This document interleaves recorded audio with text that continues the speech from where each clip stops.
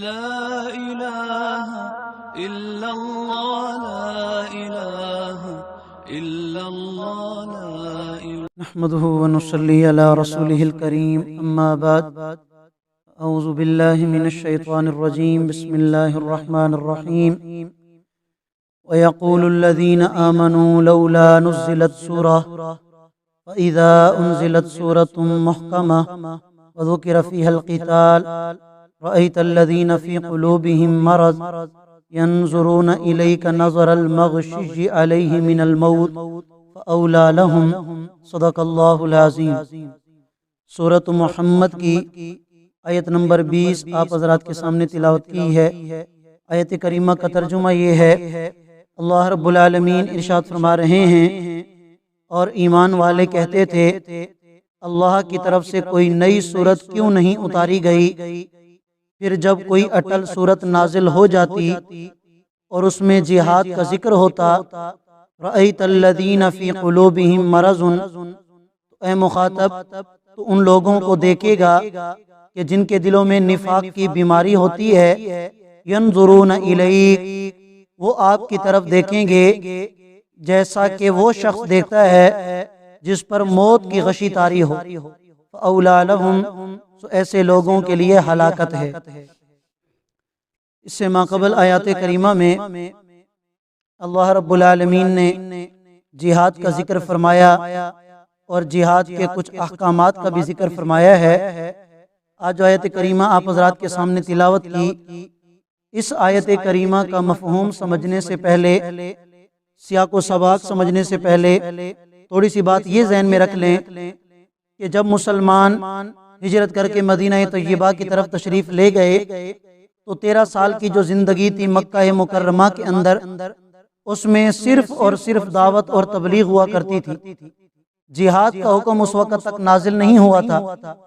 چنانچہ جب مسلمانوں کو کافروں کی طرف سے کوئی تکلیف پہنچائی جاتی تو اللہ تعالیٰ کی طرف سے صرف یہی حکم نازل ہوتا، کفوا ایدیکم واقیموا الصلاۃ، کہ اپنے ہاتھوں کو روک کے رکھو اور نماز پڑھتے رہو، یہ نماز تمہاری مدد کرے گی، اس نماز کے ذریعے سے تمہیں اللہ کی مدد اور نصرت ملتی رہے گی، تسلی ملتی رہے گی۔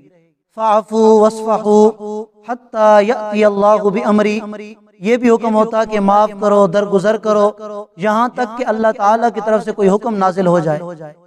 جب مدینہ طیبہ میں مسلمان پہنچے تو مدینہ طیبہ کے اندر بھی کافروں نے مسلمانوں کا پیچھا نہیں چھوڑا، مسلسل ان کے تعاقب میں رہے۔ تو مسلمانوں کے دل میں یہ خیال آتا کہ اللہ کی طرف سے ہمارے لیے بھی کوئی جہاد کا حکم نازل ہو جاتا تاکہ ہم ان کا مقابلہ کرتے اور انہیں بتا دیتے کہ یہ مسلمانوں کو کیوں اور کیسے تنگ کرتے ہیں۔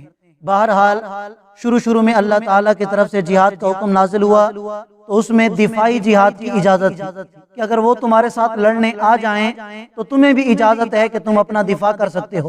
پھر بعد میں اللہ رب العالمین نے باقاعدہ جہاد کا حکم نازل فرمایا کہ جب بھی تمہارا جی چاہے کہ اگر واقعی کافر تمہیں تنگ کرتے ہیں، ان کو تم ان کی طاقت کو ختم کرنا چاہتے ہو تو تمہیں جہاد اور قتال کی اجازت ہے۔ تو مسلمانوں کے دلوں میں چونکہ شوق ہوتا تھا کہ کوئی آیت نازل ہو جس میں جہاد کا حکم ہو اور ہم اپنے آپ کو کافروں کے ان ظلم و جور سے نجات دلا سکیں، مسلمان تو خوش ہوتے تھے۔ وہاں منافقین بھی تھے۔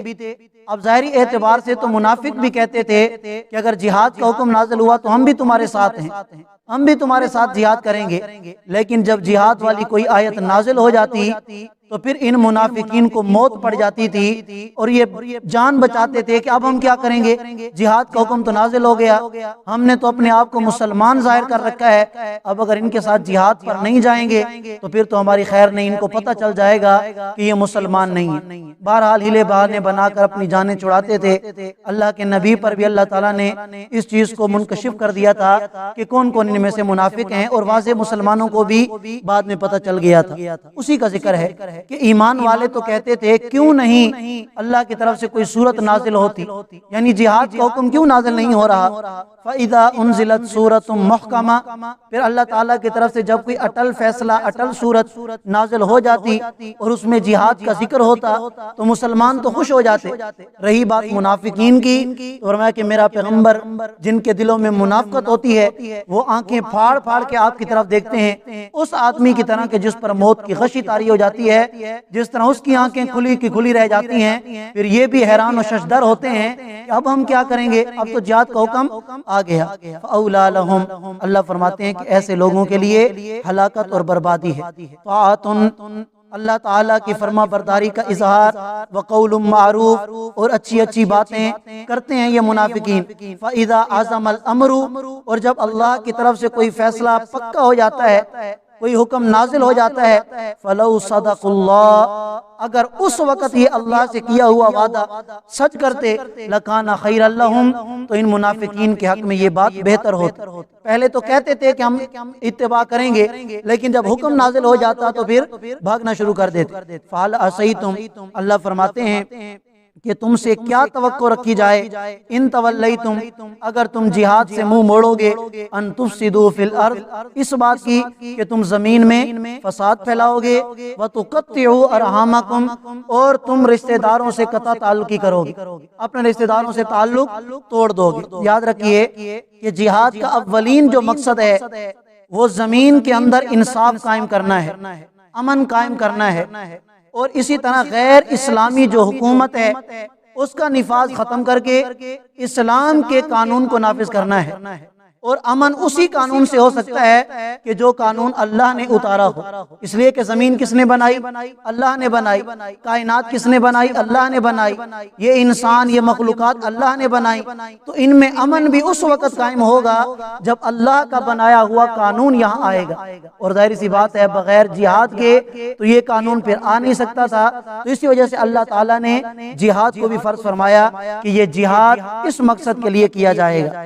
اولئک الذین لعنہم اللہ، اور رہی بات ان منافقین کی کہ جب یہ جہاد سے منہ موڑتے ہیں تو ان کا مقصد یہی ہے کہ زمین میں فساد پھیلتا رہے، بے حیائی پھیلتی رہے۔ آج اگر مسلمان جو جہاد کا نام لیتے ہیں اور ان کو دہشت گرد کہہ کر جہاد کو ان سے ہٹا دیا جاتا ہے یا جہاد سے منہ موڑ لیا جاتا ہے، تو وجہ کیا ہے کہ یہود و نصارہ یہی چاہتے ہیں کہ ہر جگہ بے حیائی عام ہو، زمین کے اندر فساد ہو، زمین کے اندر یہ ساری چیزیں ہوں، اب جہاد نہیں ہوگا۔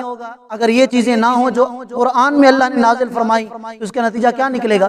غیر اسلامی حکومت، اور غیر اسلامی حکومت کا نتیجہ کیا ہوگا کہ سب کے حقوق پامال کیے جائیں گے، جن میں اولین یہ آئے گا کہ رشتہ داروں کے حقوق بھی پامال ہوں گے، رشتہ داروں پر ظلم اور زیادتی ہوگی۔ کیوں؟ اس لیے کہ غیر اسلامی حکومت اور غیر اسلامی قوانین ہوں گے۔ فرمایا کہ ایسے لوگوں پر کہ جو جہاد سے منہ موڑتے ہیں، پھر زمین میں فساد پھیلاتے ہیں، پھر رشتہ داروں سے قطع تعلقی کرتے ہیں، ان کے حقوقوں کو پامال کرتے ہیں، اللہ کی لعنت ہے ایسے لوگوں پر۔ فَأَصَمَّهُمْ، اللہ نے ایسے لوگوں کو بہرا بنا دیا، وَأَعْمَى أَبْصَارَهُمْ، اور ان کی آنکھوں کو اندھا کر دیا کہ نہ انہیں حق بات سنائی دیتی ہے نہ حق بات دکھائی دیتی ہے۔ أَفَلَا يَتَدَبَّرُونَ الْقُرْآنَ، کیا ایسے لوگ قرآن نہیں پڑھتے، قرآن میں غور و فکر نہیں کرتے؟ أَمْ عَلَىٰ قُلُوبٍ أَقْفَالُهَا، یا ان کے دلوں پر تالے لگے ہوئے ہیں۔ قرآن ان کے سامنے ہے، اس میں اللہ نے جہاد کا حکم بیان فرمایا، اس میں اللہ نے رشتہ داروں کے ساتھ اچھا سلوک کرنے کا حکم دیا۔ اب اگر اس کے بعد بھی وہ اس پر عمل نہیں کرتے تو مطلب یہ کہ ان کے دلوں پر تالے پڑ چکے ہیں، وہ اندھے اور بہرے اور گونگے بن چکے ہیں کہ جس کی وجہ سے وہ اس قانون کو تسلیم نہیں کرتے۔ اللہ تعالی ہم سب کو سمجھنے اور عمل کرنے کی توفیق عطا فرمائے۔ جزاک اللہ۔